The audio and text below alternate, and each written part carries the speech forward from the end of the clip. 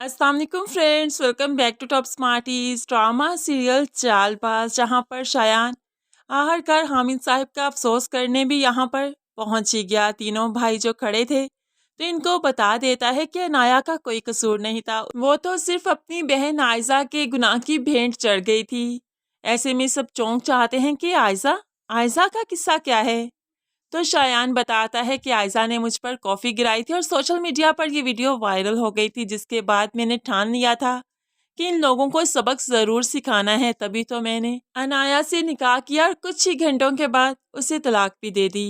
अब ये बातें सुनी तो रोहान को शर्मिंदगी होने लगी कि अनाया का भला क्या कसूर था। पहले भी कोई कसूर नहीं था और अब भी जिस कसूर की वो सज़ा भुगत रही है, अब भी उसका कोई कसूर नहीं। असद को आयजा पर बहुत गुस्सा आ रहा था कि आखिर वो इस सारे मसले में क्यों इन्वॉल्व है और मुझे कुछ क्यों नहीं बताया। उसने तो यही कहा था कि इशल की वजह से ये सब कुछ हुआ। खैर, यहाँ पर रोहान अनाया के पास जाता है, उसे माजरत करता है कि वो उसे कॉल्स करती रही और उसने कॉल पिक भी नहीं की। तो अनाया भी गिला करती है, एक बार मेरी कॉल पिक तो करते। अब्बू की तबीयत इतनी ख़राब थी, मैं तो अपनी बाप की मैयत उठाने के लिए फ़ोन कर रही थी, लेकिन इतना भी क्या गैर होना कि मेरी कॉल्स पिक नहीं की और मेरे नंबर को ब्लॉक पर कर दिया। रोहान शर्मिंदा है क्योंकि उसे लगने लगा है कि अनाया का क्या ही कसूर था। ये भी तो आयजा आयजा साहिबा के गुनाहों की भेंट ही चढ़ी है, उसकी चालबाजियों की नज़र हुई है। वो चची के पास भी जाता है और यहाँ से जाते हुए अल्लाह हाफिज कहने लगा तो तसल्ली देता है कि मैं आता रहूँगा। तो ऐसे में चची कहती हैं, जब सारे रिश्ते ख़त्म हो गए तो आकर क्या ही करोगे।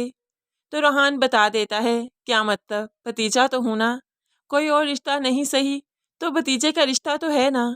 तो ऐसे में चची भी हकीकत से आगाह करती हैं और कहने लगी कि जब ससुराली रिश्ते ख़त्म हो जाए ना तो फिर ये रिश्ता भी ख़त्म हो जाता है। अब तुम्हारे चचा नहीं रहे तो तुम भतीजे कैसे। चचा का रिश्ता ख़त्म हो चुका और दामाद का रिश्ता तुम खुद ख़त्म करना चाहते हो, तो फिर कैसी रिश्तेदारी। अगर तुम चाहो तो दामाद का रिश्ता बरकरार रख सकते हो, मेरी अनाया को माफ़ कर सकते हो। रूहान को भी चची पर रहम आने लगा और वो चाहकर भी अनाया को तलाक नहीं दे पाएगा। दूसरी तरफ शायान जो घर में आकर आयजा के बारे में बता कर गया, तो अब असद ने सब कुछ पूछना तो था ही, इसलिए आयजा जो अपने मेके में थी उसे फ़ोन करके कहने लगा, घर पहुंचो, तुमसे कोई बात करनी है।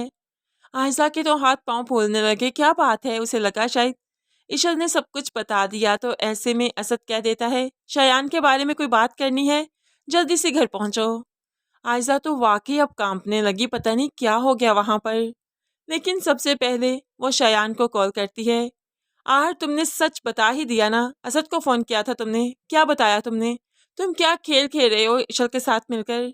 इशल के पास पिक्चर्स भी हैं, वीडियोस भी हैं, और उसके बाद तुमने भी असद को सब कुछ बता दिया। तो शायान बताने लगा, मैं इशल के साथ मिलकर कोई गेम नहीं खेल रहा, मैं नहीं जानता उसके पास पिक्चर्स वीडियोस कहाँ से आई, और ना ही मैंने असद को फ़ोन करके कोई पिक्चर सेंड की हैं, और मैं नहीं जानता कि उसने आपसे क्या बात करनी है। अब शायान ने अपने बारे में कुछ नहीं बताया कि वो ऑलरेडी जाकर बात कर चुका है। तभी तो आयशा भागते हुए घर आई और आकर इशल से पूछने लगी, क्या बताया तुमने असद को, तुमने कोई पिक्चर्स वीडियो सेंड की उसे, उसने मुझे घर आने का कहा था, वो बहुत गुस्से में है। तो अब तो इशल मुस्कुराने लगी, अच्छा वाह, ज़बरदस्त, यानी कि वो अभी घर आते ही होंगे और आपको फिर घर से निकाल देंगे।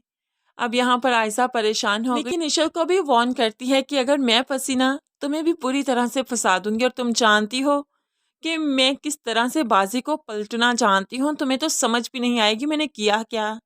इशल परेशान तो हो गई क्योंकि आयशा ठीक कह रही है, वो इतनी चालबाज है कि हर बाजी को उल्टना बहुत अच्छे से जानती है। लेकिन फिलहाल इशल उस चीज़ को एंजॉय कर रही है जो परेशानी आयशा के चेहरे पर वो देख रही है।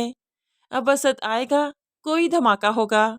इशल और आयशा इसी इंतज़ार में बैठी हैं और इशल काफ़ी बेसब्री से इंतज़ार कर रही है, जबकि आयशा का तो खून हुशक हो रहा है। लेकिन जब शायान वाला मामला खुलेगा तो जाहिर सी बात है, आशिर के कहने पर इशल असद को तस्वीरें दिखाएगी, वो वीडियोस दिखाएगी जब वो शायान से मिलने गई थी।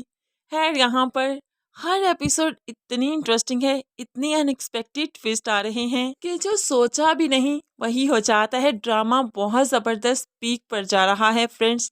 क्या आपको भी देखने का मज़ा आ रहा है या नहीं, ज़रूर कमेंट्स में बताइएगा। मज़ीद वीडियोस के लिए चैनल को सब्सक्राइब करके साथ ही बेल नोटिफिकेशन ज़रूर प्रेस कर लीजिए ताकि आने वाली हर वीडियो आप बहुत आसानी से देख सकें। इन दुआओं में याद रखिएगा, अपना बहुत सारा ख्याल रखिएगा। नई वीडियो तक के लिए अल्लाह हाफिज़।